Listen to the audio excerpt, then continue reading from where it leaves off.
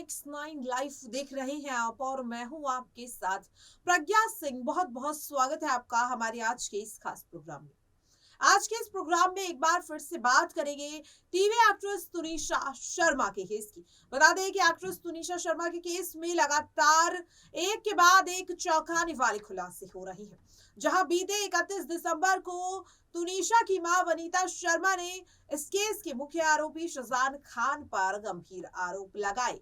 यहाँ पर साफ तौर पर तुनिशा की मां वनीता शर्मा का शहजान को लेकर ये आरोप था कि तुनिशा की वजह से शहजान ने जान ली। तुनिशा की शहजान की बेवफाई की वजह से तुनिशा ने अपनी जिंदगी को खत्म कर लिया। यहाँ पर यह भी आरोप लगाया कि ब्रेन वॉश शहजान तुनिशा का किया करता था, साथ ही कई सारी गर्लफ्रेंड्स थी, तुनिशा का यूज किया वगैरह वगैरह, इस तरह के कई आरोप लगाए। अब यहाँ पर तुनिशा की मां वनीता शर्मा के खिलाफ परिवार यानी कि शहजान के परिवार ने एक प्रेस कॉन्फ्रेंस की है। प्रेस कॉन्फ्रेंस में परिवार ने तुनिशा की मां द्वारा लगाए गए सभी आरोपों को बेबुनियाद बताया। साथ ही ये भी बताया कि शहजान खान जो कि तुनिशा के बॉयफ्रेंड और उनके को एक्टर हैं, मशहूर एक्टर शहजान खान को बेगुनाह बताया। शहजान खान की बहन यहाँ पर फलक नाज ने खास तौर पर तुनिशा शर्मा की मां वनीता शर्मा को लेकर के कई बड़े खुलासे किए। यहाँ पर फलक नाज का साफ तौर पर कहना था कि तुनिशा एंजाइटी, डिप्रेशन, इस तरह की तमाम बीमारियों से ग्रसित थी, जूझ रही थी इन बीमारियों से, और ऐसे में जब तुनिशा को अपनी मां की जरूरत थी उस वक्त उनकी मां उनके साथ नहीं थी। यहाँ पर ये कह रही है कि शहजान पर अब इतने आरोप लगा रही हैं, लेकिन जब उनकी बेटी दर्द में तड़प रही थी, रोया करती थी, अपनी जान लेने की कोशिश कर रही थी, आखिरकार उस वक्त तुनिशा की मां कहाँ थी। इस तरह के तमाम गंभीर आरोप लगाए। साथ ही ये भी बताया कि तुनिशा शहजान के कितने करीब थी, शहजान को कितना पसंद करती थी।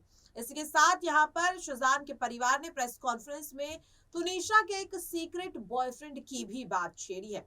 यहाँ पर साफ तौर पर कहना है कि तुनिशा के भी कई रिलेशनशिप थे, जिसमें से एक एक्टर को लेकर भी यहाँ पर दावा किया जा रहा है कि तुनिशा शहजान के साथ साथ उस एक्टर को भी डेट कर रही थी। यहाँ पर और भी कई गंभीर आरोप लगाए, आपको प्रेस कॉन्फ्रेंस भी यहाँ पर दिखाएंगे। लेकिन एक बात साफ देखने को मिल रही है कि इस केस में ना अब ये केस जो है वो काफी ज्यादा पेचीदा होता हुआ दिखाई दे रहा है। जहां एक और पुलिस इस केस में लगातार सबूतों की तलाश में लगी हुई है।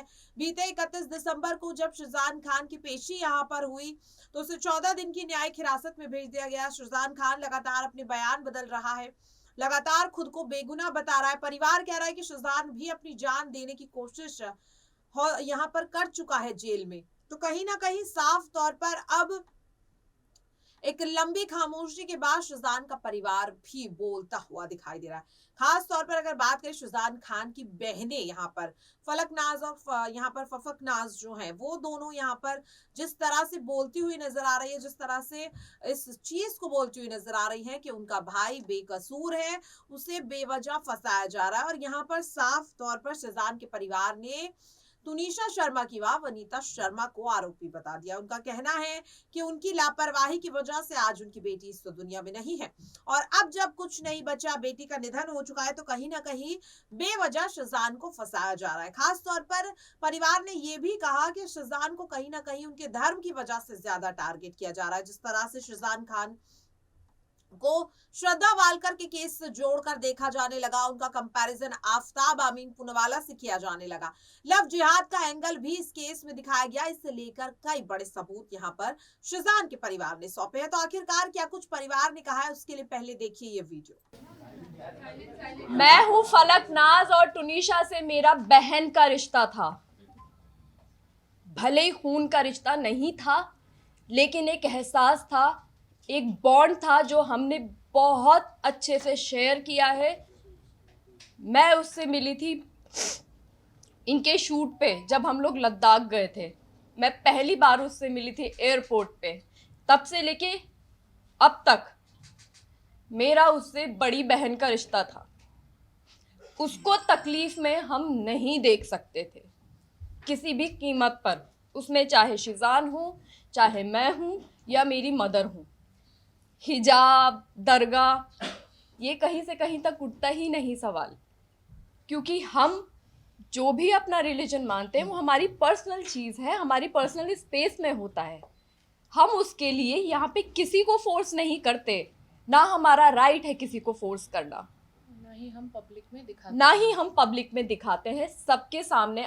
आप लोग हमें सालों से जानते हैं, हमारी पूरी लाइफ आप लोगों के सामने एक खुली किताब की तरह है। अब बात आती है कि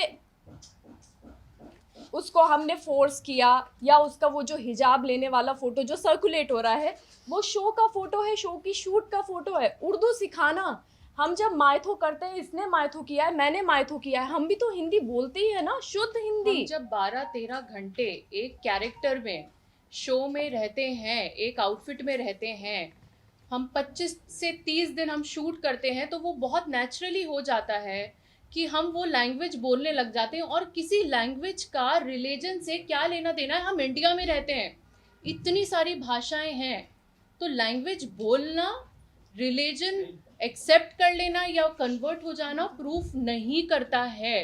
firstly this is a very wrong assumption. और रही बात हिजाब, वो शैलेंद्र जी क्लियर कर चुके हैं, रिलीजन बहुत पर्सनल होता है और हम किसी को कभी फोर्स नहीं कर सकते हैं, ना ही करेंगे। और हम जो भी करते हैं वो हम अपनी पर्सनल लाइफ में करते हैं, हम सब चीज़ें सोशल मीडिया पर नहीं डालते हैं। करेक्ट। और आप लोग कहाँ रिलीजन पे अटके हुए हैं? यहाँ पे मेंटल हेल्थ का सवाल है। लेकिन मैं एक चीज़ बोलना चाहूँगी। जिस दिन फलक उनको, उनकी माँ ने, वनीता शर्मा जी, आपकी रिस्पेक्ट में आपको बोलना चाहती हूँ, आपने तो बहुत बदतमीज़ी की है, लेकिन हम अपनी डिग्निटी, हमें मालूम है कि हमें कहाँ कैसे मेंटेन करनी है। आपने बोला कि फलक नाज उसको दरगाह पे लेकर गई, तो आपकी बेटी आपसे सब कुछ शेयर करती थी, तो आपको ये नहीं पता कि दरगाह पे वो किस दिन गई है, कहाँ पे गई है? आजकल सोशल मीडिया है, सोशल मीडिया पे उसने कहाँ फ़ोटो अपलोड की है, किस दरगाह पे वो एक्चुअली गई है और कितने बजे गई है, किस डेट में गई है, तो आप प्रूफ भी तो लेकर आइए ना। आप कुछ भी, मतलब कुछ भी आप बोल रही हैं। आपने एक चीज़ बोली कि आपकी बेटी को शिजान ने थप्पड़ मारा। आप में से बच्चे होंगे, किसी के बच्चे हैं आपके, किसी के, सबके होंगे। आपको अगर आपका बच्चा आके बोलता है कि मुझे थप्पड़ मारा गया है और सेट पे मारा है या मुझे टॉर्चर किया जा रहा है, आप लोग क्या करेंगे? क्या करेंगे आप लोग? आप लोग इंतज़ार करेंगे? आप लोग सिर्फ फ़ोन पे कॉन्वर्सेशन करेंगे? आपका फर्स्ट रिएक्शन क्या होगा? हमारे बच्चे को थप्पड़ मार दिया और मैं बैठी हुई हूँ, मैं एज ए माँ होने के नाते बात कर रही हूँ, आप फादर हैं, तो मैं क्या करूँगी? मैं बैठी रहूँगी, बस मैं फ़ोन पे बात कर रही हूँ। मेरे घर पे उनका आना जाना था, मेरे घर पे आती थी, वो मुझे फ़ोन करके कह सकती थी, मेरे घर पे डायरेक्ट आ सकती थी, वो आती थी मेरे घर के ऊपर, मैं डिनाई नहीं कर रही हूँ। अच्छे से खाती थी, पीती थी, बात करती थी, रहती थी, सब कुछ था उनका। तो जब ये इंसिडेंट हुआ, उन्होंने इंतज़ार क्यों किया? वो मेरे घर पे क्यों नहीं आई? उन्होंने शिजान को थप्पड़ क्यों नहीं मारा? उन्होंने मुझसे क्यों नहीं कहा? वो इंतज़ार कर रही थी कि टूनिशा कुछ ऐसा स्टेप उठाए, वो ये चाहती थी। और एक चीज़, सबसे इम्पोर्टेंट चीज़, उनकी इकलौती बच्ची गई है। इकलौती बच्ची, मतलब मेरे तो अल्हम्दुलिल्लाह और भी बच्चे हैं, लेकिन किसी की इकलौती बच्ची हो या किसी के 3 बच्चे हो, ये चीज़ मैटर नहीं करती। माँ बाप के लिए हर बच्चा मैटर करता है। किसी बच्चे ने सुसाइड किया है और कल की डेट में उनका वकील पावर ऑफ अटर्नी ले रहा था, वो पावर ऑफ अटर्नी किसी को दे के जा रही है। आपकी ज़िंदगी में कुछ नहीं बचा है, आपकी औलाद चली गई है, आपकी लाइफ में कुछ नहीं बचा। आपकी लाइफ का भी एक मकसद होना चाहिए कि आपकी बच्ची ने ऐसा क्यों किया है, ये दुनिया के सामने आना चाहिए। और वो पावर ऑफ अटर्नी उस बच्ची के केस की वो दे के जा रही हैं और वो चली गई हैं। वो ये कैसे कोई माँ कर सकती है? तो देखा आपने कि किस तरह से प्रेस कॉन्फ्रेंस के दौरान परिवार ने इस केस में शिजान खान को बेगुनाह बताया, तो वहीं दूसरी ओर तुनिशा शर्मा की मां को ही यहां पर मुजरिम बता दिया, उन्हें ही कटघरे में खड़ा कर दिया और जिम्मेदार बता दिया उनकी खुद की बेटी के निधन का, कि मां की लापरवाही की वजह से, मां की अनदेखी की वजह से आज तुनिशा शर्मा हमारे बीच नहीं है। और यहाँ पर अब अपने भाई यानी कि शिजान खान की बहनों ने अपने भाई शिजान खान के लिए इंसाफ की गुहार लगाई है। अब देखने वाली बात ये होगी कि इस प्रेस कॉन्फ्रेंस के बाद आखिरकार क्या अगला कदम यहाँ पर उठाती है पुलिस और अब ये केस कौन सा नया मोड़ लेता है। आज के लिए इस खास प्रोग्राम में इतना ही। बाकी देश और दुनिया की तमाम छोटी बड़ी खबरों से जुड़े रहने के लिए देखते रहें नेक्स्ट 9 लाइव। नमस्कार।